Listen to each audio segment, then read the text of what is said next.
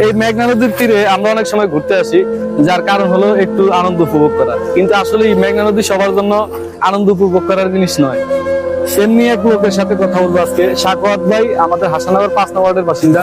তার জীবনের কাহিনী শুনলে বুঝতে পারবেন এই মেঘনা নদী শুধু আনন্দের বিষয়ই না, এই মেঘনা নদী অনেকের জীবনে কষ্ট বয়ে আনে। চলুন আমরা সাখাওয়াত ভাইয়ের কথা শুনি।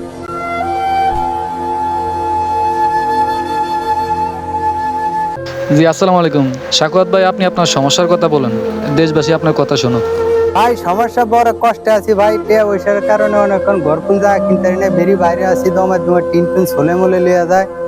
মনে করেন এই মাটি ছুটি হালায় আবার কতন ঘরে লিয়ে যায়, নদীর দমাটি যখন পানি ভরে যায় বাড়িতে টিন দিয়ে বাড়ি দমায় ফিটে টিন টুনে কদিন ঘরে লাগাইছি, আবার ঘরের ভিতরে পানি ঘর হচ্ছে মাঝখানে আছে পানি জমে থাকে।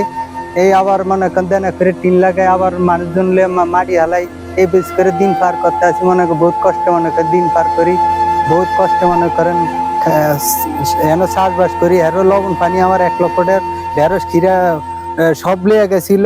অনেক 60টা সুপারি গাছ কিনছি, মনে করেন 50,000 টাকা, 30,000 সুপারি কিনছি, সার ওষুধে 50,000 টাকা খরচা আছে। ওদের 50,000 টাকা বেচলে বেচতে বুঝলেন।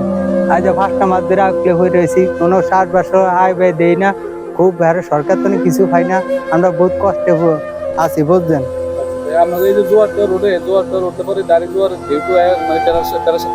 যে ঘর ডুববে মনে করেন উজে টিন ছলে লেছে, উজে হাড্ডি আছে, উজে জ্বালানা পরিমাণ দমে বাড়ি মারছে। তো দর্শক বিন্দু, আপনারা আমার সাথে চলুন, আমরা তার বাসার ভিতরে পরিস্থিতিটা একটু দেখি। আপনারা দেখতে পাচ্ছেন নদীর প্রচণ্ড জোয়ারের ঢেউতে তার বারান্দার সামনের বেড়া টেরা যা আছে এগুলি সব ছুটিয়ে নিয়ে গেছে, এবং তার ঘরের ভিতরে পরিস্থিতিটা একটু দেখুন। সে এ পর্যন্ত 3বার মাটি ফালাইছে এবং মাটি জোয়ারে নিয়ে গেছে। আপনারা দেখতে পাচ্ছেন একদম গর্ত হয়ে গেছে প্রত্যেকটা রুমের ভিতরে। তার রুমের ভিতরে কোনো মাটি নেই, মাটিগুলি সব জোয়ারের পানিতে নিয়ে গেছে। তো তার ঘরের পরিস্থিতিটা একটু দেখুন।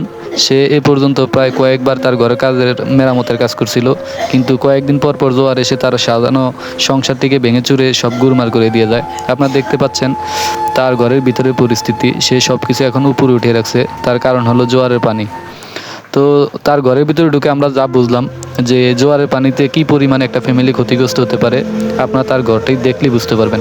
এই দেখতে পাচ্ছেন তার ঘরের সাইডের পরিস্থিতি। এগুলো হলো তার ঘরের বিভিন্ন সামগ্রী জোয়ারের পানিতে যখন ভাসিয়ে নিয়ে যাচ্ছিল সেগুলো সে এখানে এনে জড়ো করে রাখছে। তো আসুন আমরা সবাই সাখাওয়াত ভাইয়ের পূর্ণ পরিচয়টা একটু জেনে নিই। আমার নাম হলো সাখাওয়াত, আমার বাবার নাম হলো শাহজাল, আমার নাম সালেহ খাতুন। আমি থাকি 5 নং ওয়ার্ড হাসাননগর। আমি এই দেশের স্থানীয় জন্মস্থান। আমি ছোটখানে বড় হয়েছি এই জায়গা ছাড়া আমি যাইতেও পারি না, মায়ের দোয়া সাথে না জোয়ারে অনেক বহুত কষ্টে দিন পার করতে আসি। তো সাখাওয়াত ভাই, আপনি যদি আর্থিকভাবে একটু সচ্ছল হতেন তাইলে এখান থেকে গিয়ে কি অন্য জায়গায় বাসা করতেন? আর্থিক অবস্থা খুব নিয়ম, মনে করেন টাকা পয়সা খুব অভাবে, মানে বাড়ি এক করা যাবে জমিন 4-5 লক্ষ টাকা কিনে টাকা পয়সা নাই, তো বহুত কষ্ট মনে দিন পার করতে আসি। একটা ছেলে মারা গেছে, ঢাকা নিয়ে 50-60 হাজার টাকা দেনা হয়ে গেছি, মনে করেন সেন ফিন কানের জিনিস সব বিক্রি করে লেছি। অনেক মনে করেন অসহায়ের ভিতরে আছি। তো সম্মানিত দর্শক, আপনারা সাখাওয়াত ভাইয়ের কথা শুনে বুঝতে পারলেন যে জোয়ারের পানি তাকে কি ধরনের নিঃস্ব করছে। আপনারা ইতিমধ্যে বুঝতে পারছেন। এইরকম হাজারো ফ্যামিলি আমাদের এই 4 নং ওয়ার্ড হাসাননগর, যাদেরকে জোয়ারের পানি প্রতিনিয়ত কষ্ট দিচ্ছে, যাদের কষ্টে কেউ দেখে না। আমরা আশা করছি এই সমাজে অনেক বিত্তবান মানুষ আছে যারা এদের পাশে এসে দাঁড়াবেন, তাদের জীবন সামনে এগিয়ে নেওয়ার জন্য। যেহেতু যারা বেড়ির ভিতরে বাসা করে থাকতে পারে সেই ব্যবস্থা করে দেবেন। এই দেশের সাধারণ নাগরিক হিসেবে এটা তাদের প্রাপ্য। অবশ্যই আপনারা এই সমস্ত গরিবের পাশে দাঁড়াবেন, কারণ এরাই মূলত আমাদের দেশে নিম্নবিত্তের মানুষ। অবশ্যই সবাই এসে পাশে দাঁড়াবেন সেই আশাবাদ ব্যক্ত করে পরবর্তীতে কোনো ভিডিওতে আপনাদের সাথে দেখা হবে। আল্লাহ হাফেজ, আসসালামু আলাইকুম।